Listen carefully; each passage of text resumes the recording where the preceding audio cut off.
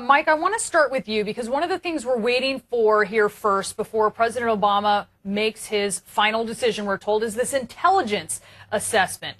How quickly are we expecting this? And is this something that's just perfunctory, or does this really, at this point, lead his decision making? Well, I mean, hopefully it will lead the decision making, and it's separate from the UN investigative team's efforts. And if I'm smiling, it's only because I can't imagine anything more feckless and really useless on the ground right now in Syria than a UN investigations team.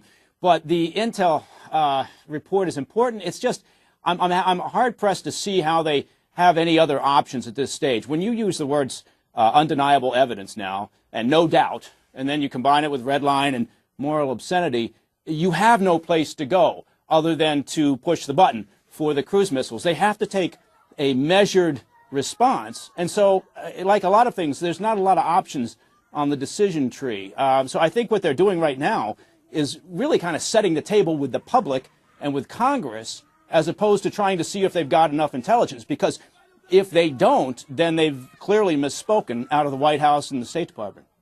Okay, but Gloria, to you, I mean, if they've misspoken, that seems rhetorically they've already laid the groundwork for what we would expect to come, which would be a strike from these ships, these warships that are out in the Mediterranean. It's hard to fathom that really, even though the administration will not say a decision's been made, it's hard to fathom that anything besides this happens, or is that overstating it?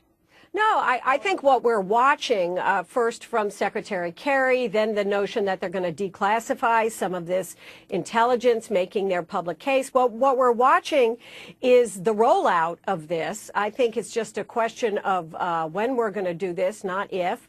I think they're trying to get as much of a coalition together as they can. You know, the specter of Iraq and the weapons of mass destruction not materializing there kind of haunts all of this. So they want to make sure they've got the evidence. They want to make sure they've got a large coalition in place. And, you know, they want to be absolutely sure and try and get the American public to understand this before they go do something.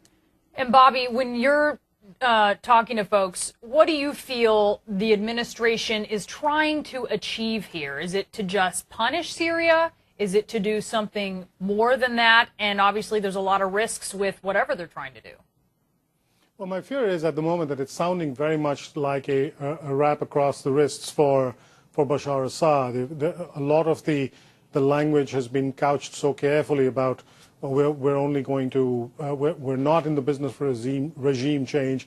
We're not trying to change the balance of power on the ground. All we're doing is trying to send Bashar Assad a message.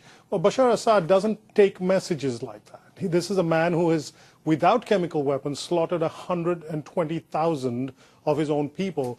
To prevent him from using any further chemical weapons, if indeed a military strike works out that way, is not going to stop him from slaughtering another 100,000 of his people in the next 12 to 14 months. So it's Bobby, a little unclear what exactly the end game is here. Do you think it's also, though, Bobby, to not just send a message to Syria, but to other foes of the U.S. to say, hey, you know, if we draw a line and you cross it, we're actually going to do something? Obviously, I think of Iran. Yes, and that is the hope, but the message has to be a strong one. If the message is not even strong enough to deter Assad, then it's not going to be strong enough to deter Tehran. This is walking, you know, talking softly and carrying a small stick. That's never been known to work in international diplomacy or war.